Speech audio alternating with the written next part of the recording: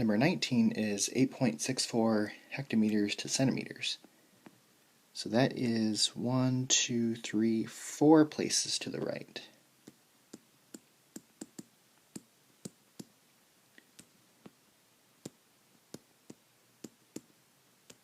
So move it 2 places, and then 2 more places, and then add those zeros there, and it's going to be 86,400 centimeters.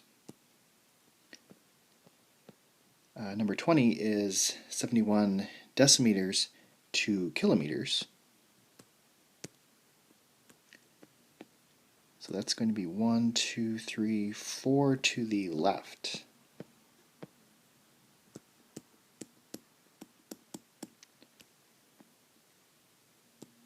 So it's going to start here, then I move it 4 places to the left, and I'm adding zeros here. So it's going to be 0.0071 kilometers, and I'm also going to put the leading zero.